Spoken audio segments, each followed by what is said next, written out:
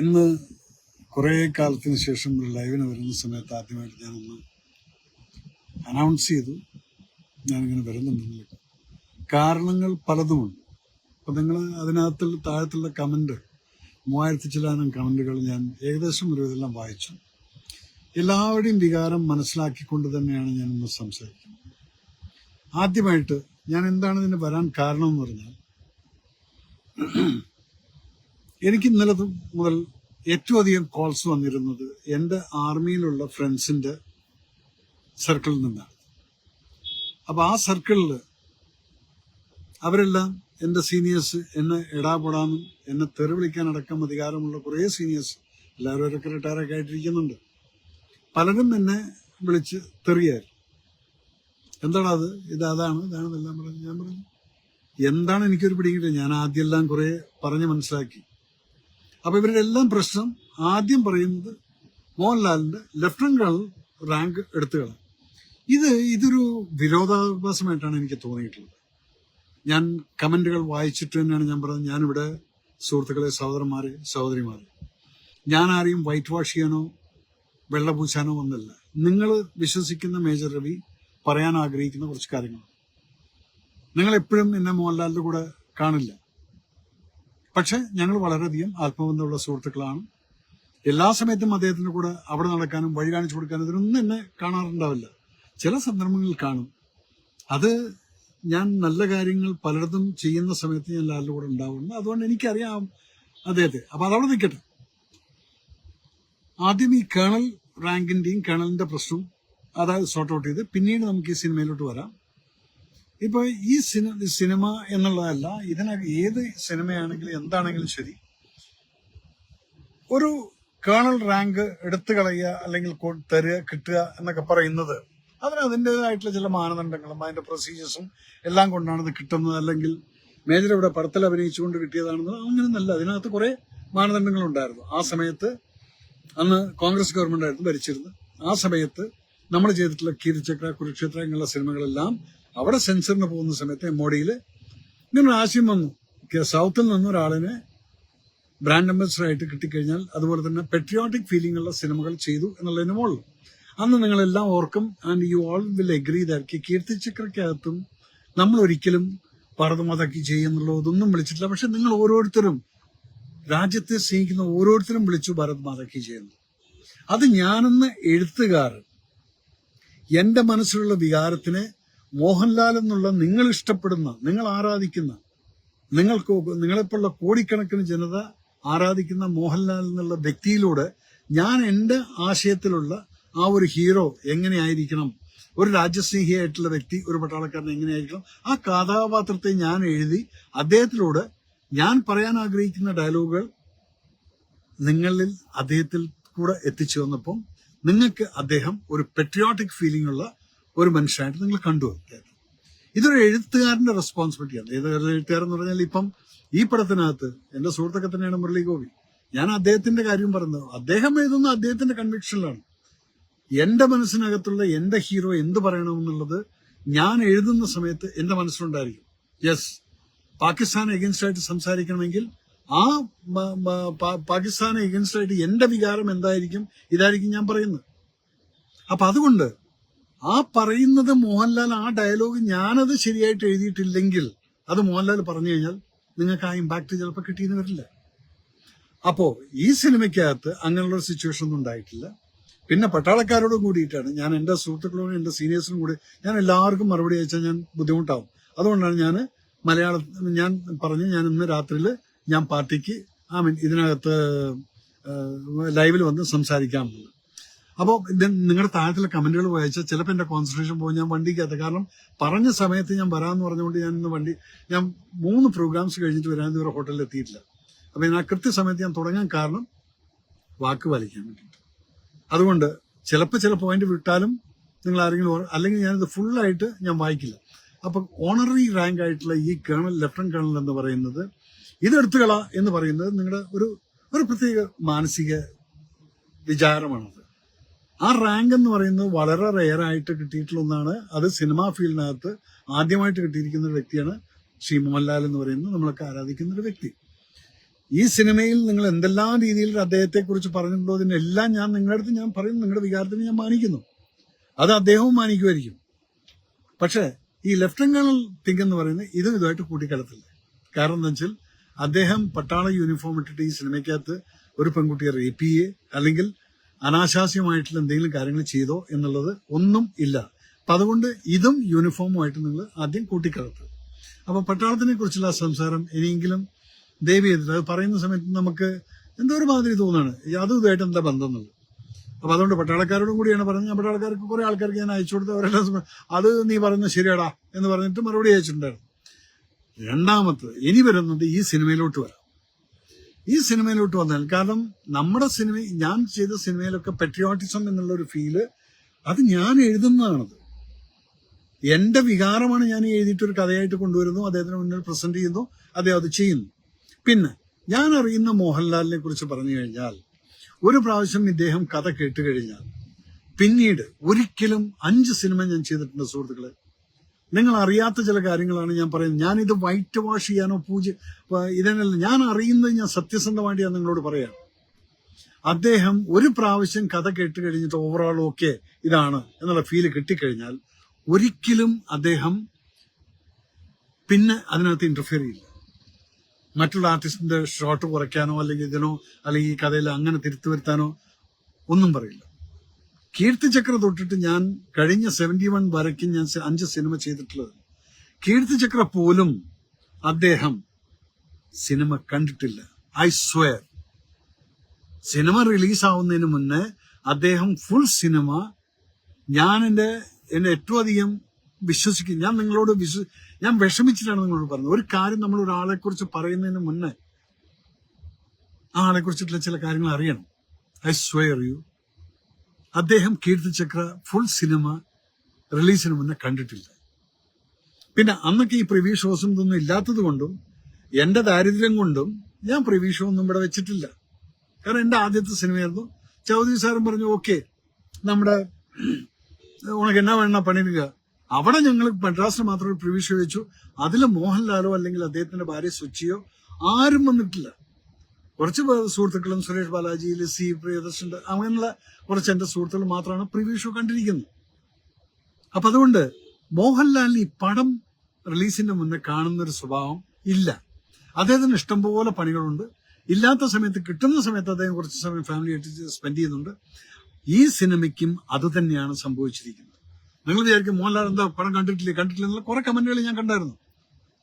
ദയവ് ചെയ്തിട്ട് എന്നെ അത് വിശ്വസിക്കും, ഇദ്ദേഹം പടം കണ്ടിട്ടില്ല.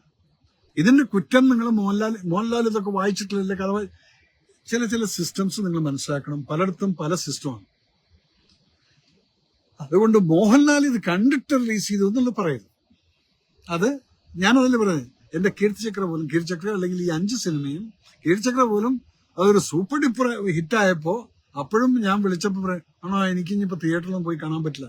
പക്ഷെ രാത്രി മുഴുവൻ ആളുകളുടെ ആ ഒരു കൺഗ്രാജുലേഷൻ കോൾസ് വന്നപ്പോൾ അദ്ദേഹം കാലത്ത് 5 മണിക്ക് വയനാട്ടിൽ പോകുന്ന റൂട്ടിലുള്ള ഏതോ ഒരു തിയേറ്ററിൽ പോയിട്ട് 5 മണിക്ക് അദ്ദേഹം ബാബുചാനും ഗ്യാങ് എല്ലാം കൂടെ പോയി പടം കണ്ടിട്ട് എന്നിട്ടാണ് എന്നെ വിളിച്ച് പറയുന്നത്. ഓക്കെ, അപ്പോൾ അത് ഞാൻ ക്ലാരിഫൈ ചെയ്യണം. അദ്ദേഹം പടം കണ്ടിട്ടാണ് ഇത് ഇറങ്ങിയെന്നുള്ളത് എന്റെ സുഹൃത്തുക്കൾ, ഞാൻ BJP-കാരാണെങ്കിൽ ശരി, അല്ലെങ്കിൽ പെട്രിയോട്ടിക് ഫീലിംഗ് ഉള്ള ഓരോരുത്തരുടെയും വികാരം ഞാൻ മനസ്സിലാക്കണം. നിങ്ങൾ പറഞ്ഞതെല്ലാം അതിനാണ് ഞാൻ ഈ ലൈവിൽ വരാമെന്ന് പറഞ്ഞത്. അപ്പൊ അതുകൊണ്ട് താങ്കൾ എന്തിനാ ഈ കിടന്ന് ശ്വാസം എന്തിനാണ് രോഷാകുല? ഞാൻ രോഷാകുല ആകെയല്ല സഹോദര. ഒന്നാമത്തത് ഞാൻ കുറേ ട്രാവൽ ചെയ്ത് വന്നുകൊണ്ടുള്ള ഞാൻ നിങ്ങളുടെ എല്ലാം കമന്റ് വായിക്കാൻ തന്നു കഴിഞ്ഞാൽ ഞാൻ എന്റെ ഫ്ലോ പോകും. അതുകൊണ്ടാണ് ഞാൻ കമന്റ് വായിക്കാതെ. എന്ത് തന്നെ ആയാലും അവനെ ശ്രദ്ധിക്കണം ആയിരുന്നു. അവരെ എന്നുള്ള ആരെന്നുള്ളത് എനിക്കറിയുന്നില്ല. ഇവിടെ ചിലവന്മാരൊക്കെ തെറിയൊക്കെ വിളിക്കുന്നുണ്ട്. Very good. ഇത് നമ്മുടെ ഞാനിപ്പോ ഇവിടെ നിന്നിട്ട് ഞാൻ പലരും തെറി വിളിച്ചു കഴിഞ്ഞാൽ അത് എന്റെ സംസ്കാരം. ഇവിടെ ആർക്കും വേണമെങ്കിലും എന്ത് വേണമെങ്കിലും വിളിക്കാം, നിങ്ങൾ എന്ത് വേണമെങ്കിലും ചെയ്തു. അത് മേജർ റിവ്യൂവിനെ എഫക്ട് ചെയ്യില്ല. നല്ല കമന്റുകളാണെങ്കിൽ അതിനുള്ള മറുപടികളും തരും. അത് വൃത്തിയായിട്ട് ഞാൻ പറയുകയും ചെയ്യും. സാർ പറയുന്നത് ശരി എന്ന് വെക്കാം, പക്ഷെ സാർ പറഞ്ഞ ഈ സ്വഭാവം മോഹൻലാൽ മാറ്റിയേ പറ്റൂ. ഓക്കെ, മാറ്റിയേ പറ്റൂ എന്നുള്ളത് ഞാൻ സഹോദരൻ ഞാൻ സമ്മതിക്കുന്നു. കാരണം പല മിസ്റ്റേക്കുകളിൽ നിന്നുമാണ് നമ്മൾ പഠിക്കുന്നത്. ഞാൻ ചെറിയൊരു അഹങ്കാരം കാണിച്ചിട്ട് പൊട്ടിപ്പോയൊരു പടമാണ് കാന്താർ എന്നുള്ളത്. പക്ഷെ അതിനകത്ത് ഞാൻ 5 കോടിക്ക് തീർത്ത പടമാണ് സഹോദരൻ. അതിനകത്ത് ഒരാൾക്കും പറയാൻ പറ്റില്ല പ്രൊഡ്യൂസറിന് 5 പൈസ നഷ്ടം വന്നു എന്നുള്ളത്. റിലീസിന് മുന്നേ തന്നെ 4 കോടിയോളം ഞങ്ങൾ ബിസിനസ് ചെയ്ത് റിലീസ് കഴിഞ്ഞ് എനിക്ക് ആ പൈസ എല്ലാം തിരിച്ചു കിട്ടി. സോ അതിനുശേഷം ഞാൻ മനസ്സിലാക്കി മോഹൻലാലും അമിതാഭ് ബച്ചനും വന്നു എന്നുള്ളതിന്റെ ഒരു ചെറിയൊരു അഹങ്കാരം എനിക്ക് എവിടെ ഉണ്ടായിരുന്നു എന്നുള്ള ഒരു തോന്നലുണ്ട്. അതിനുശേഷം പിന്നെ ഞാൻ അഹങ്കരിച്ചിട്ടില്ല. അന്ന് ഞാൻ പറഞ്ഞു മേജർ രവി സൂക്ഷിച്ചോ. അതിനുശേഷം ഞാൻ ഒരിക്കലും എന്റെ സിനിമയെക്കുറിച്ച് ഞാൻ അഹങ്കരിക്കാറില്ല. നമുക്കറിയാം, കാരണം നിങ്ങളുടെ കയ്യിലേക്ക് അങ്ങ് വിട്ടുതരാണ്. അതിനുശേഷം നിങ്ങളാണ് അത് തീരുമാനിക്കേണ്ടത്. ഓക്കെ, അപ്പൊ അതുകൊണ്ട് മോഹൻലാലിനെ ഞാൻ ഈ സിനിമ കണ്ടിട്ട് അദ്ദേഹം വിട്ടു എന്ന് പറയുന്നിടത്താണ് ആ ജസ്റ്റിഫിക്കേഷൻ ഞാൻ തന്നത്. Mohanlal should apologise four what he did. അദ്ദേഹം ഓൾറെഡി എഴുതി വെച്ചിട്ട് എനിക്കറിയില്ല അത് റിലീസ് ചെയ്തോ ഇല്ലെന്നുള്ളത്. ഞാൻ കണ്ടതാണ്. അദ്ദേഹത്തിന് വളരെയധികം മാനസികമായിട്ട് വിഷമമുണ്ട്. അപ്പൊ സിനിമ കാണാതെ ഫസ്റ്റ് ഷോ കണ്ടത് ഞങ്ങളൊക്കെ ഒരുമിച്ചിരുന്നിട്ടാണ് കണ്ടിരിക്കുന്നത്. പിന്നെ സിനിമയ്ക്കകത്തുള്ള ചില പ്രശ്നങ്ങളും ഇത്രയധികം പ്രശ്നം ഉണ്ടാക്കാനുള്ള കാരണങ്ങളും ഇതിനകത്തുള്ള അദ്ദേഹം അതിനുശേഷം കണ്ടിട്ടുള്ള പ്രശ്നങ്ങളെല്ലാം കട്ട് ചെയ്ത് കളയാൻ വേണ്ടി ഓൾറെഡി ഇൻസ്ട്രക്ഷൻ കൊടുത്ത് ഇന്ന് 6 മണിക്ക് ശേഷം 26ഓളം മിനിറ്റിന്റെ കട്ടിങ് ആ സിനിമയ്ക്കകത്ത് വരുന്നുണ്ടെന്നുള്ളതാണ് ഞാൻ കേട്ടത്. അത് ചെയ്തിട്ടുണ്ടെങ്കിൽ, മോഹൻലാൽ അത് ചെയ്തിട്ടുണ്ടെങ്കിൽ അദ്ദേഹം അവിടെയാണ് ജസ്റ്റിഫിക്കേഷൻ ചെയ്തിരിക്കുന്നത്. അപ്പൊ അതുകൊണ്ട് നിങ്ങൾ ആദ്യം മനസ്സിലാക്കി ഇദ്ദേഹം കണ്ടിട്ട് റിലീസ് ചെയ്തിട്ടുള്ള ഒരു സിനിമ അല്ല അത്. അത് ഞാൻ ഇപ്പോഴും എനിക്ക് ആധികാരികമായിട്ട് പറയാൻ പറ്റും. പിന്നെ ആ സിനിമയുടെ കണ്ടന്റ് പ്രശ്നങ്ങളുണ്ട്. എല്ലാവർക്കും വിഷമിക്കത്തക്ക രീതിയിലുള്ള പ്രശ്നങ്ങൾ അതിനകത്തുണ്ട്. പക്ഷേ മോഹൻലാൽ വരുന്നത് ആ സിനിമയ്ക്കകത്ത് 1 മണിക്കൂറും 5 മിനിറ്റും കഴിഞ്ഞിട്ടാണ്. ഇതിനു മുന്നെയാണ് ഈ പ്രശ്നങ്ങളൊക്കെ, ഗോത്ര ഇഷ്യൂ, മറ്റേ ഇഷ്യൂ, ആ എല്ലാ ഇഷ്യൂകളും വന്നിട്ടുണ്ടെങ്കിൽ സിനിമ തന്റെ പോർഷൻ മാത്രം ഡബ് ചെയ്തു പോകുന്ന ഒരു വ്യക്തിയാണ് മോഹൻലാൽ. അവിടെ ഇരുന്ന് മറ്റുള്ള പോർഷൻസ് ഒന്നും കാണില്ല. അപ്പൊ ഒരു സിനിമയെ ടോട്ടാലിറ്റിയിൽ കാണാൻ പലപ്പോഴും സാധിച്ചു എന്ന് വരില്ല. അതിനെക്കുറിച്ച് ചിന്തിക്കാം. ആദ്യമായിട്ട് കാണുന്ന സമയത്ത് പെട്ടെന്ന് തോന്നും യെസ്, അയ്യോ ഇതെന്താണെന്നുള്ളത്. Mohanlal should apologise for this what people, otherwise people will hate him. Don't worry, ഞാൻ അറിയുന്ന Mohanlal will submit an apology to you all. Why? Because അദ്ദേഹം അറിയാതെ ചെയ്തതാണെങ്കിലും ശരി അദ്ദേഹം അത് ചെയ്തിരിക്കും എന്നുള്ള ഉറപ്പ് എനിക്കുണ്ട്. കാരണം അദ്ദേഹത്തിന് വളരെയധികം മാനസികമായിട്ട് വിഷമം ഉണ്ടായിട്ടുണ്ട്. കാരണം നമ്മളെല്ലാം സ്നേഹിക്കുന്ന ഒരു വ്യക്തി ഇതുപോലെ എന്തെങ്കിലുമൊക്കെ കേൾക്കുന്ന സമയത്ത് പെട്ടെന്ന് തളർന്നു പോകും. അതുകൊണ്ട് ഞാനിവിടെ അദ്ദേഹത്തെ വൈറ്റ് വാഷ് ചെയ്യാനും പൂജിക്കുന്നത്, ഞാൻ അറിയുന്ന മോഹൻലാലിനെ നിങ്ങൾക്ക് പറഞ്ഞു മനസ്സിലാക്കാമെന്നാണ്. നിങ്ങൾ എപ്പോഴും അദ്ദേഹത്തിന്റെ കൂടെ എന്നെ കണ്ടു എന്ന് വരില്ല. ഞാൻ പറയുന്നില്ലേ, ഞാൻ പുറത്തു നിന്നുകൊണ്ട് പ്രൊട്ടക്ട് ചെയ്യുന്ന ഒരു വ്യക്തിയാണ്. കാരണം നിങ്ങളെപ്പോലെ വലിയൊരു ഫാനാണ് ഞാൻ. അത്രേ ഉള്ളൂ. പിന്നെ ആ സിനിമയ്ക്കകത്ത് എഴുത്തുകാരൻ എന്ന് പറയുന്നത് മുരളി ഗോപി എന്ന് പറയുന്നത് എന്റെ സഹോദരന്റെ അടുത്ത് എനിക്ക് ഒന്നേ പറയാം. നമ്മൾ എന്നെപ്പോലുള്ള തന്നെ എഴുതുന്നത് എന്റെ വികാരമായിരിക്കും. അത് നിങ്ങൾ എങ്ങനെ എടുക്കുന്നു എന്നുള്ളത് അത് നിങ്ങളുടെ, കാരണം ഞാൻ എഴുതിയിട്ടുള്ള സിനിമയ്ക്കകത്ത് നിങ്ങൾ ഭാരതമാതാക്കി ജയെന്ന് വിളിച്ചിട്ടുണ്ടെങ്കിൽ ഞാൻ വിചാരിച്ച കാര്യം നിങ്ങൾ ചെയ്തിട്ടുണ്ട്. That is what is my concern. അതാണ് ഞാൻ ചെയ്തത്.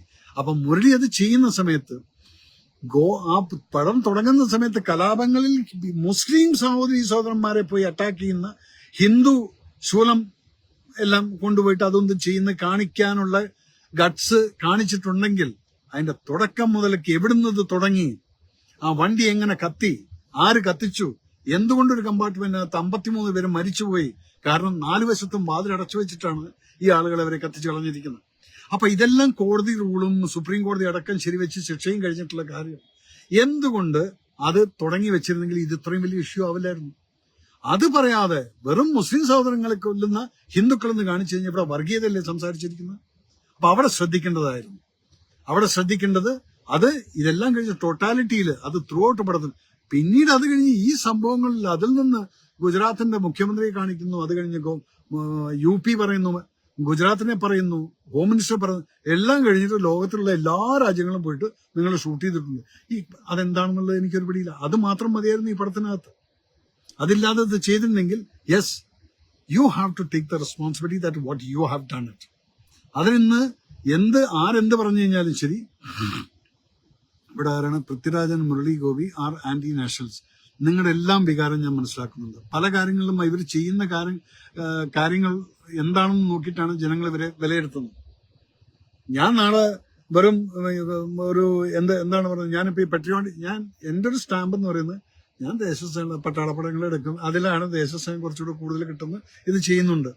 ഇനിയും വരുന്ന സിനിമകളും അങ്ങനെയൊക്കെ തന്നെയാണ്. ഇപ്പൊ ഓപ്പറേഷൻ രാഹത്തിനെ ഇതിന്റെ അകത്ത് ആരോ താൻ അതും വൈറ്റ് വാഷ് ചെയ്യാനില്ല എന്നൊക്കെയുള്ള കമന്റൊക്കെ ഞാൻ കണ്ടു. അതല്ല സഹോദരൻ, നിങ്ങളുടേതായിട്ടുള്ള കൺസെപ്റ്റ്. ഞാനത് കാണിക്കുന്ന എന്താണ്, എന്റെ രാജ്യം എന്റെ രാജ്യം മറ്റൊരു രാജ്യത്ത് പോയി എന്റെ രാജ്യത്ത് ആളുകളെ തിരിച്ചു കൊണ്ടുവരാൻ അവിടെ പോയിട്ട് ചങ്കൂറ്റം കാണിച്ചിട്ടുള്ള ഒരു പ്രൈം മിനിസ്റ്റർ എന്നുള്ളതാണ് 2015 ആദ്യമായിട്ട് ഇന്ത്യ ചെയ്തിട്ടുള്ള ഒരു ഓപ്പറേഷൻ രാഹത്ത്. സോ അതിനെ ഞാൻ ഹൈലൈറ്റ് ചെയ്യും. കാരണം ഇതിന് ഏതൊരു ഇന്ത്യക്കാരനും അഭിമാനിക്കാവുന്ന ഒരു സംഭവമാണത്. എന്റെ ശബ്ദം ഒച്ച കൂടുന്നുണ്ടോ എന്നുള്ളത് എനിക്കറിയില്ല. അത് ഞാനിപ്പം 2-3 പ്രസംഗങ്ങൾ കഴിഞ്ഞിട്ട് വരുന്നതുകൊണ്ടായിരിക്കും. അതുകൊണ്ട് നിങ്ങൾ എന്നെ ക്ഷമിക്കണം. ഞാൻ ഷൗട്ട് ചെയ്തൊന്നുമല്ല, ഞാൻ കാറിലിരുന്ന് പറയുന്നതുകൊണ്ടാണ്.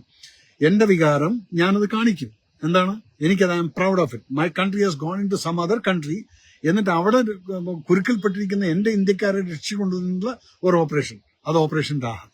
അത് കഴിഞ്ഞാൽ ഓപ്പറേഷൻ ഗംഗ എന്ന് പറയുന്നത് യുക്രൈനിൽ നിന്ന് കുട്ടികളെ കൊണ്ടുവന്നിട്ടുള്ളത്. ഇതൊക്കെ എന്റെ രാജ്യത്തിന് എനിക്ക് അഭിമാനിക്കാവുന്ന ഒരു രാജ്യസ്നേഹിയായിട്ടുള്ള എനിക്ക് അഭിമാനിക്കാതെ. പിന്നത്തെ പോയിന്റ് എന്താണ് നിങ്ങൾ പറഞ്ഞിട്ടുള്ളത്? ഇവിടെ BJP-ക്കാർ, ഞാനും BJP-ക്കാരനാണ്, BJP-യുടെ വൈസ് പ്രസിഡന്റാണ് ഇതുവരെയ്ക്ക്. ഇനി അടുത്ത സെഷനിൽ എന്താവുന്നുള്ളത് എനിക്കറിയില്ല, അത് അടുത്ത പ്രസിഡന്റ് തീരുമാനിച്ചിട്ട്. ബട്ട് ഇപ്പോഴത്തേക്ക് കാരണം BJP-ക്കാർ പറഞ്ഞു അതിനകത്ത് സെൻസറിൽ 2 BJP അനുഭാവികളും ഉണ്ടായിരുന്നു എന്നുള്ളത്. സാർ, ഞാനൊരു കാര്യം പറയട്ടെ.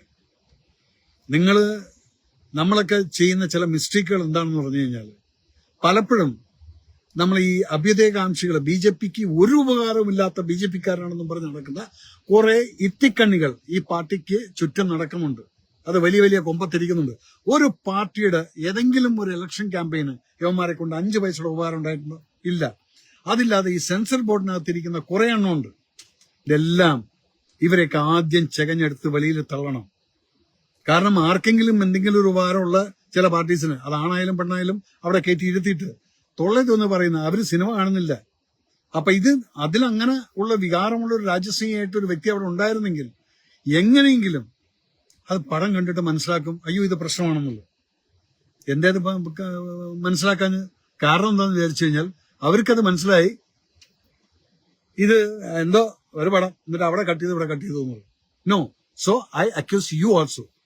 ഈ സെൻസർ ബോർഡിൽ തെരഞ്ഞെടുത്ത് പറഞ്ഞിരിക്കുന്ന വ്യക്തികൾക്ക് പാർട്ടിയോടുള്ള, അല്ലെങ്കിൽ അങ്ങനെയുള്ള നിങ്ങളുടേതായിട്ടുള്ള, അത് പല പാർട്ടിക്കാരും അവിടെയുണ്ട്, അവിടെ കൊണ്ടുപോയിട്ട് എങ്ങനെ നോക്കിക്കഴിഞ്ഞാലും നമ്മുടെ വികാരം അതിനകത്ത് വരുമോ. അപ്പൊ പാർട്ടിക്കാര് ഒന്ന് മനസ്സിലാക്കണം, ഈ സെൻസർ ബോർഡിൽ പറഞ്ഞേക്കുന്ന ആളുകൾക്ക് നമ്മുടേതായിട്ടുള്ള വികാരം ഉണ്ടെന്നുള്ളത്. പിന്നെന്തായിരുന്നു അതിനകത്ത് പാർട്ടിക്കാർ പറഞ്ഞു ഇതൊരു സിനിമയല്ലേ എന്ന് പറഞ്ഞ് കാണണം എന്നൊക്കെ പറഞ്ഞു. എനിക്ക് സിനിമയല്ലേ എന്നുള്ളത് കാണിക്കാൻ ചിലപ്പോൾ പറ്റിയെന്ന് വരില്ല. കാരണം എന്താണെന്ന് വിചാരിച്ചു കഴിഞ്ഞാൽ, ഒരു സിനിമയ്ക്കകത്ത് എന്റെ പ്രധാനമന്ത്രി അല്ലെങ്കിൽ വേറെ വല്ലവരെയും കൊണ്ടുപോയിട്ട് വൃത്തികേടായിട്ട് എന്തെങ്കിലും കാണിച്ചു കഴിഞ്ഞാൽ സിനിമയല്ലേ എന്ന് പറഞ്ഞിട്ട് കൈ കഴുകാനൊന്നും പറ്റില്ല സാർ. സോറി. അതും എന്റെ പാർട്ടിയിൽ ആരോ പറഞ്ഞായിട്ട് ഞാൻ കേട്ടു, എന്നെ ആരോ വിളിച്ച് പറഞ്ഞിരുന്നു. സോ ഇതെല്ലാം കാണുന്ന സമയത്ത് ഇതൊക്കെ ഒന്ന് ജസ്റ്റിഫൈ ചെയ്യാനാണ് ഞാൻ ഇവിടെ വന്നത്.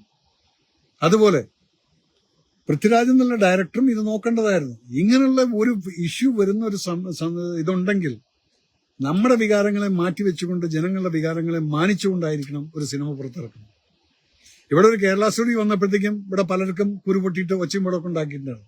അതാവാൻ പറ്റില്ല. അത് ഒരു സത്യസന്ധമായിട്ടൊരു കഥയായിരുന്നെങ്കിൽ, ഇതെന്തിനാ ഇങ്ങനൊരു സത്യസന്ധമായി നടന്നൊരു കാര്യത്തിനെ നുണയുടെ ഒരു തുടക്കത്തിൽ തന്നെ നുണയാണ് കാണിച്ചിരിക്കുന്നത്.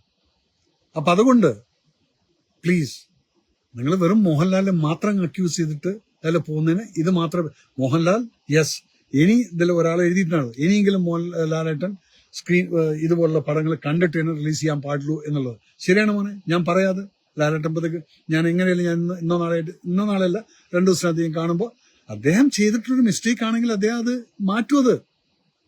പക്ഷെ അതിന് നിങ്ങൾ വെറുതെ യെസ് ഈ റാങ്കിന്റെ മുകളിൽ കയറിയിട്ട് കളിക്കണം. ഇതൊക്കെ ചീപ്പ് ടോക്കാണ്. എന്ത് പറഞ്ഞാലും അദ്ദേഹത്തിന് എന്തെല്ലാം ചെയ്തിട്ടെന്ന് നിങ്ങൾ അറിയോ? ഈ പട്ടാളത്തിന് വേണ്ടിയിട്ട് നമ്മളിപ്പം വയനാട്ടിൽ പോയി എന്തെല്ലാം ഒരു ന്യൂസാണ് നമ്മൾ ഉണ്ടാക്കിയത്. അതിനകത്ത് വയനാട്ടിൽ പോയി അവിടെ വന്നിട്ട് ഇത്രയും അധികം പൈസ നമ്മൾ ആ പട്ടാളക്കാരുടെ കൂടെ യൂണിഫോം ഇട്ടിട്ട് അവിടെ പോയി കൂടെ നിന്നുകൊണ്ട് അദ്ദേഹത്തിന്റെ കൂടെ അവരുടെ എല്ലാ സ്ഥലങ്ങളും നോക്കി കണ്ട് പട്ടാളത്തിന് വേണ്ടി എല്ലാം ചെയ്തിട്ടുണ്ട്. രാജ്യസ്നേഹപരമായിട്ടുള്ള പടങ്ങൾ ചെയ്തിട്ടുണ്ട്. നിങ്ങൾ അതെല്ലാം മറക്കരുത്. പെട്ടെന്ന് ഒരു ദിവസം കൊണ്ടെങ്കിൽ മറക്കരുത്. മറ്റുള്ളവരെ കുറിച്ച് ഞാൻ ഒരു സപ്പോർട്ടോ അല്ലെങ്കിൽ ഞാനൊന്നും പറയാൻ ബാധ്യസ്ഥനല്ല. കാരണം എനിക്ക് അവരെ അത്ര അധികം അറിയില്ല. ഈ കഥ എഴുതിയിട്ടുള്ള വ്യക്തി എന്തുദ്ദേശത്തിലാണ് ഇങ്ങനൊരു കഥ എഴുതിയിട്ടുള്ളതെന്ന് പറഞ്ഞു കഴിഞ്ഞാൽ ഐ ഡോണ്ട് നോ.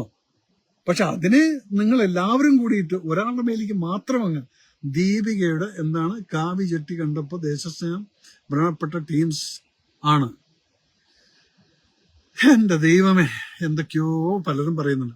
എനിവേ, ഇനിയിപ്പോ നിങ്ങളുടെ ഈ കമന്റുകളെ കാണുമ്പോൾ ഇത്രയും പറഞ്ഞ് എന്നെ സഹിച്ച് ഇത്രയും നേരം നിങ്ങൾ ഇരുന്ന് കേട്ടല്ലോ എന്നെ. I am very happy that you people have watch me for this. എനിക്ക് ഈ ജസ്റ്റിഫിക്കേഷൻ, ഞാൻ ആരെയും വൈറ്റ് വാഷ് ചെയ്യാൻ വന്നല്ല. തെറ്റ് ചെയ്തിട്ടുള്ളതിന് അത് അവർ കറക്ഷൻ ചെയ്തു. പടത്തിനകത്ത് കുറെ കട്ടുകൾ ചെയ്തിട്ടായിരിക്കും 6 മണിക്ക് ശേഷമുള്ള ഷോകൾ വരാന്നുള്ള ഒരു ഗ്യാരണ്ടി എനിക്ക് കിട്ടിയിട്ടുണ്ട്. അത് അങ്ങനെ തന്നെ ആയിരിക്കും. പിന്നെ എന്തെങ്കിലും ഒരു സംഘടനയോ എമ്പുരാന് എന്തൊക്കെയോ പറഞ്ഞു, ഏതെങ്കിലും സംഘടനയോ രാഷ്ട്രീയ പാർട്ടിയോ എമ്പുരാൻ എന്ന സിനിമയുടെ പ്രദർശനം നിർത്തിവെക്കാനോ സിനിമയുടെ ഏതെങ്കിലും ഭാഗങ്ങൾ ഒഴിവാക്കാനോ കണ്ട എന്തൊക്കെയോ.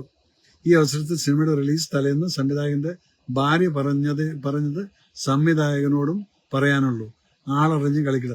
ഇത് കണ്ടോ, ഇതൊക്കെ ഓരോരുത്തരുടെ വികാരം. നിങ്ങൾ അവരങ്ങനെ പറഞ്ഞു എന്ന് പറഞ്ഞു കഴിഞ്ഞാൽ അതുപോലെ ശരിയാണ്. അത് പറയുന്നത് കേൾക്കുമ്പോൾ നമുക്കത് സുഖം ഉണ്ടാവില്ല. അത് ആരാണ് പറഞ്ഞത്? ഗോപിജി ഐ അണ്ടർസ്റ്റാൻഡ് യോ, നിങ്ങളുടെ വികാരം ഞാൻ ഏതായാലും മനസ്സിലാക്കുന്നുണ്ട്. കാര്യം ശരിയാണ്. അങ്ങനെ നമ്മൾ അഹങ്കാരം, ഞാനല്ലേ പറഞ്ഞു, അഹങ്കാരം എന്നുള്ളത് ഈ മനുഷ്യനെ എവിടെ കൊണ്ടെത്തിക്കും എന്നുള്ളത് നമുക്ക് ആർക്കും അറിയില്ല. അപ്പൊ അതുകൊണ്ട് ഈ ഇതുപോലുള്ള സംസാരങ്ങൾ ഇപ്പൊ നിങ്ങളെപ്പോലുള്ള ആളുകൾക്ക് സംസാരിക്കാനുള്ള ഒരു അവസരം തന്നിരിക്കുകയാണ്. അപ്പൊ എനിവേ, അത് അവർ കറക്റ്റ് ചെയ്യുമെന്ന് വിശ്വസിക്കുന്നു. കാരണം ഇങ്ങനെയുള്ള ലാംഗ്വേജുകൾ നമുക്ക് പെട്ടെന്ന് ഒരു മനുഷ്യനോട് വെറുപ്പ് തോന്നിക്കും. അത് ആ പറഞ്ഞിട്ടുള്ള ഏത് വ്യക്തിയാണെങ്കിലും ശരി, അവർ മനസ്സിലാക്കിയിരിക്കുന്ന അവർക്കും നല്ലതായിരിക്കും. അല്ലെങ്കിൽ ഗോപിജിയെപ്പോലുള്ള ആൾക്കാർ നിങ്ങൾ ഇതുപോലെ പറയുമ്പോൾ അത് അവർ വായിക്കുക എവിടെയെങ്കിലുമൊക്കെ അത് കേൾക്കുമ്പോഴായിരിക്കും അവർ മനസ്സിലാക്കി എന്തിനാ ഞാനിത് പറഞ്ഞത്. കേരള സ്റ്റോറി ആരാണ്? ഷർഫീഖ് കാരേക്കുടി. കേരള സ്റ്റോറി വന്നപ്പോൾ നിങ്ങൾ ഈ വികാരം വ്രണപ്പെടും എന്ന് കരുതി കട്ട് ചെയ്തോ? ആരുടെ വികാരമായിരുന്നു മോനെ? ഉള്ള സത്യമായിരുന്നു അതിനകത്തും വന്നത്. ഇവിടെ സത്യം വന്നിട്ടില്ല ഫുള്ളായിട്ട്. അതാണ് ഞാൻ പറഞ്ഞത്. നിങ്ങൾ കാണിക്കുന്നെങ്കിൽ കാണിക്കുന്നത് വേണമെങ്കിലും, പക്ഷെ പകുതിയായിട്ട് കാണിക്കരുത്. അപ്പോൾ ഒരു സമുദായത്തിനെയും നമ്മൾ വ്രണപ്പെടുത്തുന്ന രീതിയിൽ ഞാൻ എൻ്റെ സിനിമയ്ക്കകത്ത് എന്തെല്ലാം കാണിച്ചു, പക്ഷെ ആരെങ്കിലും ഞാൻ വ്രണപ്പെടുത്തിയിട്ടുണ്ടോ? പെടുത്തില്ല ഞാനത്. കാരണം നിങ്ങളെല്ലാവരും, ഞാൻ ഒരു വർഗീയതയില്ലാത്ത ഒരു യഥാർത്ഥ പച്ചയായ മനുഷ്യൻ, ഒരു പച്ചയായ സോൾജറാണ് ഞാൻ. നിങ്ങൾക്ക് വേണ്ടി ഞാൻ ഏതെങ്കിലും സമയത്ത് നിങ്ങൾക്ക് എന്തെങ്കിലും ഫീൽ ചെയ്തിട്ടുണ്ടോ എൻ്റെ വായിന്ന് അങ്ങനെ ഒരു വാക്ക് വന്നിട്ടുണ്ടെന്നുള്ളത്? വരില്ല അത്. കാരണം ഞാൻ വളർന്ന ചുറ്റുപാട് അങ്ങനെയാണ്. അതുകൊണ്ടാണ് നിങ്ങൾ പറയുന്ന സമയത്ത് ഞാൻ ആരെയും ജസ്റ്റിഫൈ ചെയ്യില്ല. But wants to join you on video. Preeti Nair, I don't know how to do it, Preeti. I'm really sorry because I'm not a technical savvy. എനിക്ക് ഇത് തന്നെ എൻ്റെ അഡ്മിൻസ് ഒക്കെ പറഞ്ഞ് മനസ്സിലാക്കി തരുന്നതാണ്. അതുകൊണ്ട് ഐ എം റിയലി സോറി. ഞാൻ നിങ്ങളോട് പറഞ്ഞ വാക്ക് പാലിച്ച് ഞാൻ വന്നു. ഇനി ആർക്കെങ്കിലും എന്തെങ്കിലും മാപ്പ് ലാൽ എന്നൊക്കെ പറഞ്ഞ അനൂപ് ശിവശങ്കർ, മോനെ, നമ്മളൊരാളെ നമുക്കിങ്ങനെ ഇരുന്നിട്ട് എങ്ങനെ വേണമെങ്കിലും പറയാം. നമുക്ക് റെസ്പെക്റ്റോടുകൂടി സംസാരിക്കാം. ആ റെസ്പെക്റ്റോടുകൂടി സംസാരിക്കുന്ന സമയത്ത് നമ്മുടെ സംസ്കാരമാണ്. അപ്പൊ അതുകൊണ്ട് ഒരിക്കലും നമ്മൾ ഒരാളെ എടാ പോടാ പട്ടി എന്നൊക്കെ വിളിച്ചിട്ടൊന്നും നമ്മൾ വലിയ ആളാവില്ല. നമ്മൾ അത്രയും താന്നു പോവുള്ളൂ. ആണ് മക്കളെ, 67 വയസ്സായിട്ടുള്ളൊരു വ്യക്തിയാണ് ഈ പറയുന്നത്. ജീവിതം കുറെ കണ്ടതാണ്. ഇതുപോലുള്ള വികാരങ്ങൾ കൂടെ ഒക്കെ പോയിട്ടാണ്. തല്ലും പിടിയും കുത്തും എല്ലാം കഴിഞ്ഞ് ഇപ്പൊ സാത്വികനായിട്ടിരിക്കുന്ന ഒരു മനുഷ്യനാണ്. അതുകൊണ്ട് നമ്മൾ ഈ വെറുതെ തെറി വിളിച്ചുകൊണ്ട് ഒന്നുമില്ല. ഞാൻ ഷൂട്ടിങ്ങിന്റെ സമയത്ത് ആൾക്കാരൊക്കെ തെറി വിളിക്കുക, അതൊരു ഒരു സ്പിരിറ്റ് ആയിരിക്കും. പക്ഷെ ഇവിടെ അത് പറയുന്ന സമയത്ത് you should be very careful about it. Why? Because നമ്മളെ കുറിച്ച് അത്രയും താഴ്ന്ന ലെവൽ ആ കമന്റ് പോലും ആരും വായിക്കില്ല. അതുകൊണ്ട് നിങ്ങളോട് എല്ലാവരും ബുദ്ധിമുട്ട് തോന്നി, എന്താണ് ആർക്കാണ് ബുദ്ധിമുട്ട് തോന്നിയത്? തെറ്റിന്റെ സമൂഹത്തിൽ ഒരു മാറ്റം വരുന്നത് വാസ്തവം സിനിമ സമൂഹത്തിൽ വളരെ സ്വാധീനം ചെലുത്തും. ഒരിക്കലും ശരിയെ തെറ്റായും തെറ്റിനെ ശരിയായും സമൂഹത്തിൽ ഒരു മാറ്റം വരുത്തുന്നു. Shyam Kumar, I agree everything. കാരണം സിനിമ വളരെയധികം ഇൻഫ്ലുവൻസ് ഉണ്ടാക്കുന്നുണ്ടെന്നുള്ളത് കുറച്ചുകൂടി കത്തിച്ചു കൊടുക്കുക മേജറാണ്. നാട്ടുകാർ കാണട്ടെ നമ്മുടെ സംഘശക്തി. മോനെ, ഇതിനകത്ത് നമ്മൾ ഒരു സംഘത്തെ, ഞാനും സംഖ്യയാണ്, സമ്മതിച്ചു. പക്ഷെ ഇതിനകത്ത് എന്താണെന്ന് പറയുക, ഇപ്പൊ ഒരു വികാരം വ്രണപ്പെട്ടിരിക്കുകയാണ്. ആ വികാരത്തിനെയാണ് ഞാൻ പറയുന്നത്. നിങ്ങൾ ആരും ആ വികാരത്തിനെ വ്രണപ്പെടുത്തേണ്ട ആവശ്യമില്ല. ആ ഒരു സിനിമയ്ക്കകത്ത് ചെയ്തിരിക്കുന്ന ആ എഴുത്തുകാരന്റെ പോയിന്റ് ഓഫ് വ്യൂലാണ്. അതിനെ ലാലേട്ടൻ അവിടെ എവിടെയെങ്കിലും ഒരു ഡയലോഗ് നമ്മുടെ മന്ത്രിമാരെ കുറിച്ചോ മിനിസ്റ്ററെ കുറിച്ചോ ഒന്നും പറഞ്ഞിട്ടില്ല. അതവിടെ പടത്തിനകത്ത് ഉണ്ടെന്നുള്ളത് മാത്രമേ ഉള്ളൂ. ആ സീൻസ് എല്ലാം എടുത്ത് കട്ട് ചെയ്യാൻ വേണ്ടി ലാലേട്ടൻ ഇൻസ്ട്രക്ഷൻ കൊടുത്തു കഴിഞ്ഞിരിക്കുന്നു. അതുകൊണ്ട് ഇനിയെങ്കിലും നിങ്ങൾ, ഞാൻ പറയുന്ന വിഷയം ഞാനല്ലേ പറയാം, എന്റെ മരിച്ചുപോയ അമ്മയെ പിടിച്ചിട്ടാണ് ഞാൻ പറയുന്നത്. ലാലേട്ടൻ എന്റെ 5 സിനിമകളും റിലീസിന് മുന്നേ കണ്ടിട്ടില്ല. അദ്ദേഹത്തിന്റെ സ്വഭാവം അങ്ങനെയാണ്. അപ്പൊ ഇനി ലാലേട്ടൻ കാണും. കാരണം ഇതൊരു പാഠമായിട്ട് മാറിയിട്ടുണ്ട്. ലാല് കുഞ്ഞല്ലല്ലോ, ഇതൊക്കെ മനസ്സിൽ ആകാതിരിക്കാൻ ചില സമയത്ത് മക്കളെ ജീവിതത്തിൽ പല തിരക്കിന്റെ ഇടയിലും പല കാര്യങ്ങളും നമ്മൾ വിട്ടുപോകും. അപ്പൊ അതുകൊണ്ട് സനൽകുമാർ, പൃഥ്വിരാജ് സുകുമാരൻ ഗാസ, ഹമാസ്, ലക്ഷദ്വീപ്, റോഹിംഗ്യൻ, NRC എന്നിവരുടെ കണ്ണടച്ച് പിന്തുണച്ചവൻ. സത്യമാണ്. അതുണ്ടെങ്കിൽ അതുകൊണ്ടല്ലേ പറഞ്ഞു, നിങ്ങളുടെ വികാരത്തിന് ഞാൻ 100% മാനിച്ചിട്ടാണ് ഞാൻ 6 മണിക്ക് ഇവിടെ ലൈവിൽ വരാമെന്ന് പറഞ്ഞു. അതിനിടയ്ക്ക് എനിക്ക് കുറെ കോൾസ് വന്നു, മക്കളെ രവേട്ടാ താഴത്തെ ആൾക്കാർ മുഴുവൻ ചൂടിലാണ് കേട്ടോ എന്ന്. 10,000-3000 കമന്റുകൾ വന്നിട്ട് സാറേ അത് ചെയ്യരുത് ഇത് ചെയ്യരുതൊക്കെ പറഞ്ഞപ്പോൾ എൻ്റെ അടുത്ത് പറഞ്ഞു ഇതിന് പോണോ. ഞാൻ പറഞ്ഞു നോ സോറി, മേജർ രവി 6 മണി എന്ന് പറഞ്ഞാൽ 6 മണിക്ക് ഇവിടെ വന്നിരിക്കും. ഇതിപ്പോ കാർ ഹോട്ടലിന് മുന്നിൽ എത്തിയിരിക്കുന്നത് ഞാൻ ഇവിടെ ഇരുന്നുകൊണ്ട് സംസാരിച്ചുകൊണ്ടിരിക്കുകയാണ്. ഇനി നിങ്ങൾക്ക് ആർക്കെങ്കിലും 65 വയസ്സായോ മോനെ ആയി അതെന്താണെന്ന് അറിയോ, നമ്മൾ ഓൾവേസ് യു കീപ് പോസിറ്റീവ്നെസ്. ഈ തെറ്റുകളൊക്കെ നിങ്ങൾ മറക്കും. നിങ്ങൾ സിനിമ കാണാതിരിക്കും എന്തുവേണം വെച്ചത്. പക്ഷെ ഒരാളെ കുറ്റം പറയുന്ന സമയത്ത് അത് എസ്പെഷ്യലി ഞാൻ എന്താ വെച്ചാൽ മോഹൻലാലിനെ പറഞ്ഞപ്പോൾ ഞാൻ എന്താണ് ഈ വന്നിരിക്കുന്നതെന്ന് ചോദിച്ചാൽ യെസ് ഞാൻ വരാൻ കാരണം എന്താ വെച്ചാൽ എനിക്കറിയാവുന്ന ലാലിനെ കുറിച്ച് നിങ്ങളിത് പറയുമ്പോൾ എനിക്ക് സങ്കടമുണ്ട്. പിന്നെ കേണൽ വാല തിങ് അത് ഞാൻ ജസ്റ്റിഫൈ ചെയ്തു. അത് അത്ര പെട്ടെന്ന് പിടിച്ചു പറിക്കാനൊന്നും പറ്റുന്ന സാധനമല്ല, എല്ലാവരും സന്തോഷിക്കും വേണ്ട. അപ്പം അതുകൊണ്ട് 67 വയസ്സും നിങ്ങൾക്ക് വിശ്വസിക്കാൻ പറ്റില്ല, സാരമില്ല. കാരണം always keep your mind young. Okay sir, with all respect sir, നെഞ്ചിൽ കൈവച്ച് പറയാൻ പറ്റുമോ കേരളം ജിഹാദികളുടെ കയ്യിൽ എന്ന് കാരണം കേരള സ്റ്റോറി എന്ന പേരിൽ ഒരു കേരള സ്റ്റോറി എന്ന പടം ഇറക്കി, അങ്ങനെയാണ് സംഘികൾ പ്രചാരണം നടത്തിയത്. ഈവൻ ആ സിനിമയിലാണെങ്കിൽ ട്രൂ എന്ന് പറഞ്ഞു വല്ലാതെ എക്സാജറേറ്റഡ് ആയിരുന്നു. അതുകൊണ്ടാണ് അവസാനം സംവിധായകൻ തന്റെ നിലപാടിൽ അതിൽ നിന്നും അന്ന് പുറകോട്ട് പോയതും ആയിരിക്കാം. ഞാൻ അതിനകത്ത് Chiyaan Sarath, I don't know whether it is your name or not. I agree that. കാരണം അതിനെക്കുറിച്ച് ഇതല്ലേ പറഞ്ഞ എഴുത്തുകാരന്റെ പോയിന്റ് പെർസ്പെക്റ്റീവാണ് ഒരു കഥ എന്ന് പറയുന്നത്. ആ എഴുത്തുകാരൻ ഏത് രീതിയിൽ ജനങ്ങളെ ഇൻഫ്ലുവൻസ് ചെയ്യാൻ ആഗ്രഹിക്കുന്നു അതിന് സാധിക്കും. പക്ഷെ ഞാൻ എൻ്റെ എല്ലാ സിനിമകളിലും ഇൻഫ്ലുവൻസ് ചെയ്തിരിക്കുന്നത് എങ്ങനെയാണ്, അവസാനം നിങ്ങൾക്കൊരു ഫീൽ വരും yes I M A proud Indian എന്ന്. അത് കാന്താറിലാണെങ്കിലും അമിതാഭ് ബച്ചൻ നിന്ന് തന്റെ മരിച്ചുപോയ ഒരു പട്ടാളക്കാരൻ മകന്റെ ശവശരീരം ഏറ്റുവാങ്ങുന്ന സമയത്ത് അടിക്കുന്ന സല്യൂട്ടില് കണ്ണു നിറഞ്ഞു നിൽക്കുന്ന മോഹൻലാൽ, ഇതൊക്കെ കാണുമ്പോൾ നിങ്ങളുടെയും കണ്ണു നിറഞ്ഞിട്ടുണ്ട്. അത് ഞാനെന്ന എഴുത്തുകാരന്റെ ഒരു പെർസ്പെക്റ്റീവാണത്. കട്ട് ചെയ്ത ഭാഗങ്ങൾ ഏതൊക്കെ എന്നറിയാൻ സിനിമ ഒന്നുകൂടെ കാണണം. ഇനി അതിനൊന്നും ആവശ്യമില്ല, അത് എപ്പോഴെങ്കിലും വരുമ്പോൾ നിങ്ങൾ കണ്ടോ. പക്ഷെ ഇനി നിങ്ങൾ സിനിമ കാണാൻ പോയാൽ ഇതുപോലുള്ള ആ ഒരു ഫീൽ ചെയ്യുന്ന സംഭവങ്ങളൊന്നും L3 ചെയ്യരുതെന്ന് ലാലേട്ടനോട് പറയണം. അതൊക്കെ ഇവരുടെ കച്ചവടക്കാരും അതും ഇതൊക്കെ ആയിട്ട് എന്തെങ്കിലുമൊക്കെ നടക്കും. അതിനൊക്കെ നമുക്ക് പിന്നീട് ചിന്തിക്കാൻ പോണ്. മനോജ് ഗോകുലം, എന്തായാലും ഓൺലൈൻ സംഗി എന്ന പേര് വീണു, ഇനി കുളിച്ചു കളയാം. ആർക്ക്? എനിക്കാ? സാരമില്ല. നിങ്ങളെ കാണുമ്പോൾ എനിക്ക് ചിരിയാണ്. കാരണം ഞാനൊക്കെ ജീവിതത്തിന്റെ അവസാനത്തിലോട്ട് പോയിക്കൊണ്ടിരിക്കും. നിങ്ങളെപ്പോലുള്ള കുട്ടികളെയും നിങ്ങളെപ്പോലുള്ള ചെറുപ്പക്കാരും നിങ്ങളെപ്പോലുള്ള വികാരം ഞാൻ കണ്ടിട്ടില്ല. നിങ്ങളെപ്പോലുള്ള ആളുകളുടെ ദേശസ്നേഹം ഞാൻ കൊണ്ടുവന്നിട്ടുണ്ട്. അപ്പൊ അതുകൊണ്ട് ഇതിലാരാണ് എനിക്ക് ഷെയിമൊക്കെ ഉണ്ട് കേട്ടോ, ഞാൻ ഇങ്ങനെ പറഞ്ഞത് ശരിയായില്ല എന്നുള്ളതല്ല. അതൊക്കെ കാണും. അതേ പറയൂ. വാച്ചിങ്. ഇനി ആരാണ്? ഇപ്പോൾ അഫ്ഗാൻ ജയിൽ കിടക്കുന്നവർ അവിടെ ഉണക്കമന്ത്രി വാങ്ങാൻ പോയതാണോ? ഇതൊക്കെ നിങ്ങൾ തമ്മിൽ അങ്ങ് സംസാരിച്ച് തീർത്തേക്കൂ. അപ്പം ഞാൻ ഏകദേശം എല്ലാം കാന്താർ, ഓർമ്മിപ്പിക്കലെ പൊന്നെ രാജേഷ് വാലിബൻ പടം നന്നായിരുന്നു കാണുമോനെ. ഒരു പടം ചെയ്യുന്ന സമയത്ത് അതിനകത്തുള്ള ലാംഗ്വേജും കാര്യങ്ങളൊക്കെ നന്നായി അറിഞ്ഞു കഴിഞ്ഞാൽ അതിനകത്ത് മനസ്സിലാവും. ലാലിനോട് രാഹുൽ ATS യെസ് മോനെ, ലാലേട്ടനോട് സംസാരിച്ചത്. Mohanlal is watching. ഇനിയിപ്പോൾ എഴുത്തുകാരന് വേണ്ടി ആര് വരും? ആന്റണിയെയും രായപ്പന്റെയും കളിപ്പാവ് മാത്രം ലാലേട്ടൻ. മോനെ, ഈ കമന്റുകളെല്ലാം കാണുന്ന സമയത്ത് ഞാൻ ഇതിനെക്കുറിച്ചൊന്നും ഒരു കമന്റ് ഞാൻ പറയില്ല. Harish, Jai Hind. Prakash watching. Lal sir preview കാണണം ആയിരുന്നു. പ്രവീൺ സമ്മതിച്ചു, അതെ അത് കാണിരിക്കും. Anilkumar PR, major Ravi sir correct കാര്യങ്ങൾ പറയുന്നു. പക്ഷെ ലാലേട്ടൻ ജനങ്ങളോട് സംസാരിക്കും. നിങ്ങൾ പേടിക്കണ്ട, കാരണം എല്ലാവർക്കും ഒരു സമയമുണ്ട്. അപ്പൊ അതുകൊണ്ട് thank you so much for watching me. ഇത്രയും നേരം ഞാനിന്ന് കാലത്ത് 8 മണി തൊട്ടിട്ടുള്ള മീറ്റിങ്ങുകളും പ്രസംഗങ്ങളും എൻ്റെ അക്കാഡമിയുടെ ക്ലാസ്സുകളൊക്കെ നടക്കുകയാണ്. ആ സമയത്തും നിങ്ങൾ എന്നെ വന്ന് കണ്ട് ഇത്രയും 2,000-3,000 ആളുകൾ ഇരുന്ന് 2 ലക്ഷത്തോളം ആളുകൾ ഇപ്പോൾ ഇത് കണ്ടു കഴിഞ്ഞു. Anyway thank you so much. രാജുവിനോടുള്ള ചൊരുക്ക് സംഖ്യയ്ക്ക് ആരവ് അരവിന്ദ് താങ്ക് യു. എനിക്ക് നമ്മളൊക്കെ സിനിമ ചെയ്തിട്ടുള്ള ആളെ ഇത് ചൊരുക്കും മുറുക്കൊന്നും ഇല്ല മോനെ. Anyway somehow I feel all this as pre-scripted marketing gimmick. എന്ത് വേണമെങ്കിലും. രവിജി, ജയ്പൂരിൽ ഇന്നലെ 7 പേര് മാത്രമേ തിയേറ്ററിലുണ്ടായിരുന്നു.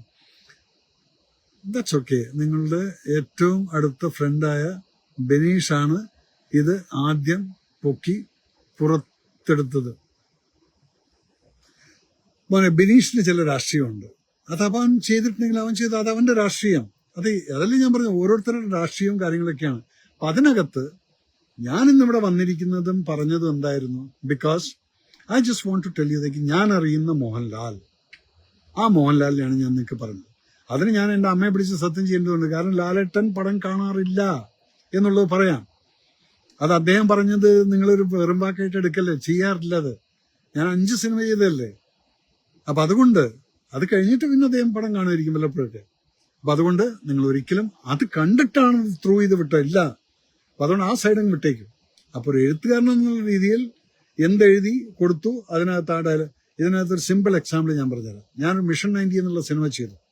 ഈ സമയത്ത് മമ്മൂക്കാക്ക് പടത്തിന്റെ റിലീസിന്റെ 2 ദിവസം മുന്നേ ഡൽഹിയിൽ നിന്നൊരു കോൾ വന്നു. മമ്മൂക്ക എന്നോട് പറഞ്ഞാണോ? മമ്മൂക്ക പറഞ്ഞു, ആ CBIയുടെ അന്വേഷണത്തിലുണ്ടായിരുന്ന ആ ഹെഡ് ഓഫീസർ എന്നെ വിളിച്ചിരുന്നു, ഈ പടം റിലീസ് ചെയ്യാൻ പാടില്ലെന്ന്. കാരണം അയാളെക്കുറിച്ച് മേജർ രവി വൃത്തികേടായിട്ടാണ് കാണിച്ചിരിക്കുന്നതെന്നുള്ളത്. അപ്പം മമ്മൂക്ക പറഞ്ഞു, എനിക്ക് കിട്ടുന്ന ഡയലോഗ് ഞാനത് ആ ഒരു കഥയിൽ ഡയറക്ടർ എന്താണ് പറയുന്നത്, കഥ എഴുത്തുകാരൻ എന്താണ് പറയുന്നത്, അത് ഞാനൊരു ആർട്ടിസ്റ്റ് എന്നുള്ള രീതിയിൽ പറയുന്നു. അപ്പൊ അതെന്ത് വേണമെങ്കിലും സാറിന് വേണമെങ്കിൽ ഡയറക്ടർ എടുത്ത് സംസാരിക്കാം എന്ന് പറഞ്ഞ് അദ്ദേഹം കട്ട് ചെയ്ത് അങ്ങ് വിട്ടു. അപ്പൊ ഇതൊക്കെ സ്വാഭാവികമാണ്. ഒരു ആർട്ടിസ്റ്റ് എന്ന് പറഞ്ഞാൽ അദ്ദേഹത്തിന് പറഞ്ഞിട്ടുള്ളത് അത് ചെയ്യും. പക്ഷെ ഇതിനകത്ത് ഇപ്പം എന്താണെന്ന് വെച്ചാൽ അത് പറഞ്ഞ പോലെ തന്നെ ഇനി നമ്മൾ ശ്രദ്ധിക്കും പല കാര്യങ്ങളും. We learn lot of things out of it. അതുകൊണ്ട് BJP-കാരനായ ഞാൻ തന്നെ വെളുപ്പിച്ച റെനി മോനെ വെളുപ്പിച്ചു എന്നുള്ളതല്ല, ഇതൊക്കെ കാര്യം പറയുമ്പോൾ അതുപോലെ കേക്ക്. ഓക്കെ, എനിവേ ഇനിയിപ്പോ ഇതിൽ പോയിട്ട് ഞാനൊന്നും പറയുന്നില്ല. കുളിക്കാമോ സേട്ടാ, സജി സൂര്യ, നല്ല ലാംഗ്വേജ്, ബെസ്റ്റ്. കുഴപ്പമില്ല, അത്രയ്ക്ക് വല്ലാത്തൊരു അജണ്ട ഇതിനകത്തുണ്ടോ?